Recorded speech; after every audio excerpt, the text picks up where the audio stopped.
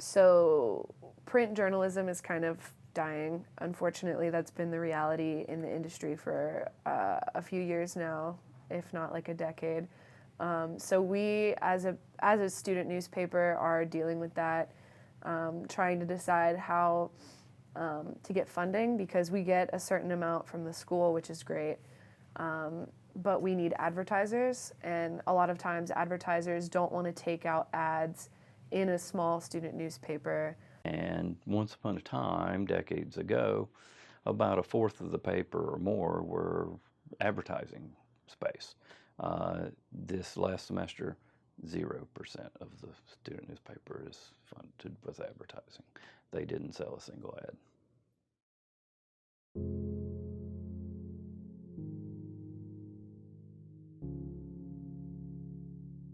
I personally like my work on digital media just because it's more accessible, it reaches more people. I think it's great when you have a developing story. You know, journalism is always about being the first to report the story. So sometimes that means that, you break the story, but then you have to add more details later. And I think that, you can't do that with a print media. So I definitely prefer digital media for my own work. People may be surprised to learn that the student newspaper's funding hasn't changed in 30 years. And so they still get the same amount they got in the 1990s. So they come from inflation? No. In fact, with inflation, we are getting just a tiny fraction of what the student newspaper used to get. Believe it or not, the university charges us rent. So we have to pay for the rooms, we have to pay for the phone bills, we have to pay for the printing copy, we have to pay for the computers and the internet service. So there's a lot of overhead, involved in running a student newspaper.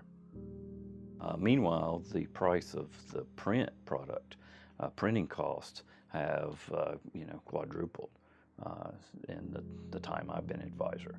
So their money is quickly drying up, and that also makes going digital a little more attractive because paper is expensive and, websites are not.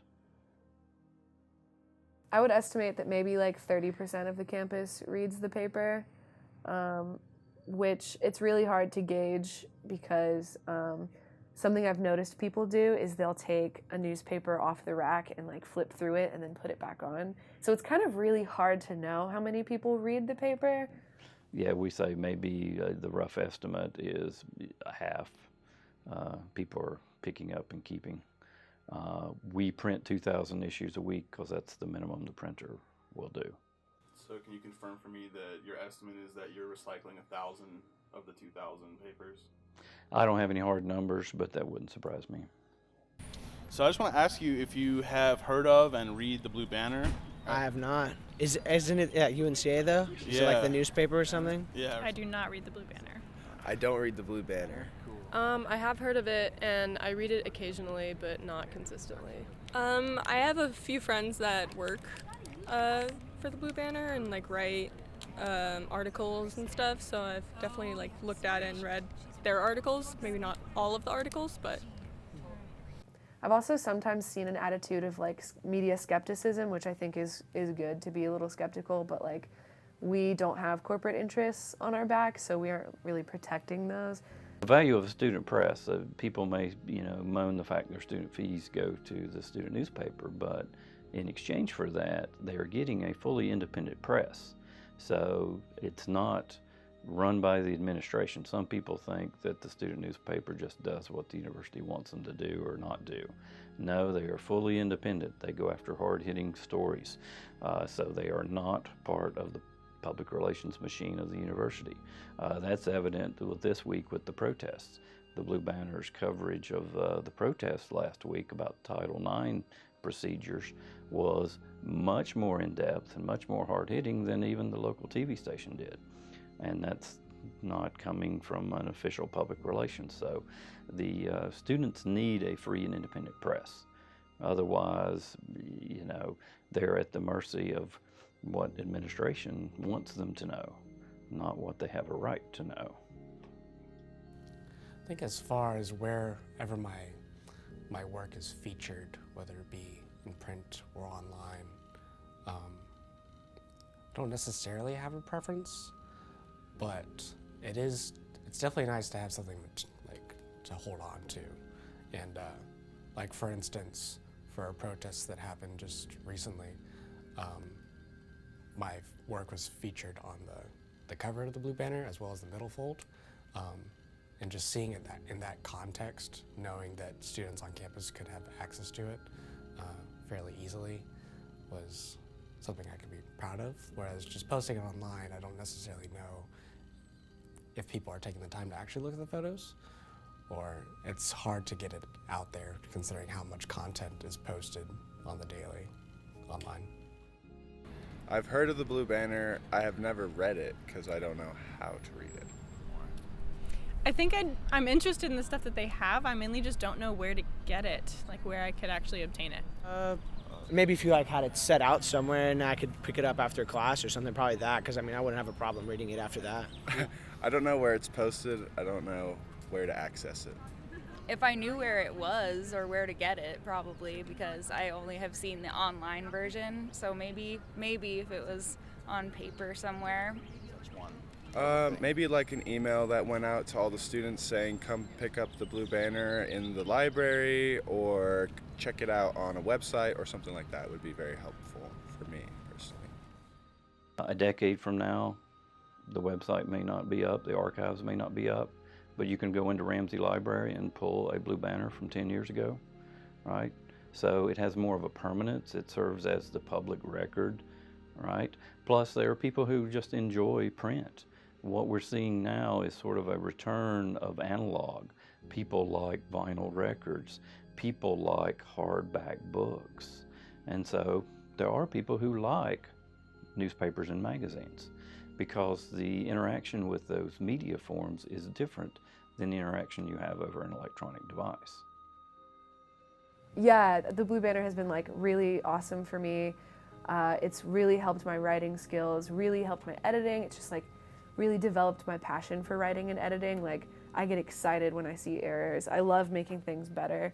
So from what I've heard, both being a part of the major and working within this department, I know that the numbers of people involved with the Blue Banner has gone down, especially over the past 5 to 10 years. I don't think that the Blue Banner will completely disappear though, because for those I know that are involved with the Blue Banner, they're highly dedicated to it and they're using it as a sort of internship. I do think the Blue Banner needs to do a better job at building up their online presence, and perhaps that will be a way to bring in more people to the workshop. But as far as the printed version goes, I think that's just a matter of getting dedicated people on the team. The Blue Banner gets about $10,000 a semester. It spends $14,000 a semester. So they've had to traditionally make up that gap with advertising sales. Since advertising sales are getting more and more difficult because people don't necessarily want to buy ads in traditional print media, they're having to make some hard choices. Our digital media is not very strong. I think part of that has to do with the literacy of the team. It's a class, so every semester we get a new group of people coming in. Obviously there are people who stick around, but you have different people coming in at a beginner's level who don't have the same skill sets. So while some people might be more versed in writing, others might be versed in photography or videography, but you just never know. It's always a mixed bag. So I definitely think that digital is not as strong as print. I think a lot of us are more geared toward print journalism. Strengths, whenever we do have a good digital media team, new media team, it's phenomenal. We have videos, we have video journalism, small documentaries, things that really grasp the audience. And I think we're actually moving a direction as a society where, you know, we want to watch things. We don't really want to read them. You know, we want to hear it. We don't always have time to sit down and read, but, you know, we have time to like listen to a 2-minute video about the same topic. So I definitely think that when we do have that team, digital media is very strong. I don't think we're being pushed necessarily, but we do realize the opportunities of digital technology, because now your student newspaper is also doing video production. Your student newspaper also does podcast. Your student newspaper also can do, you know, YouTube videos. They can do, you know, short, funny clips. They can do long, hard-hitting investigative pieces. So it gives a lot more options with other forms of digital media than we had with the traditional newspaper.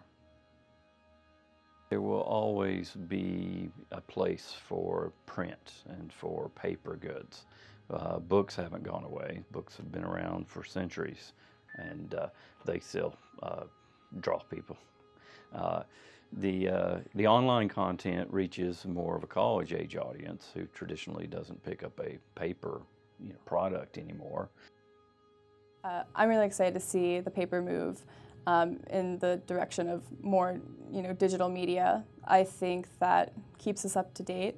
I think, you know, I don't want to say that print journalism is dying necessarily, but as technology improves and as we have these, you know, technological revolutions, it calls for change in every field. And so I think that moving forward with more digital media allows for us to kind of get a better feel for the real world and how real world journalism is going to be working for news organizations. Because, you know, sure, we print papers here.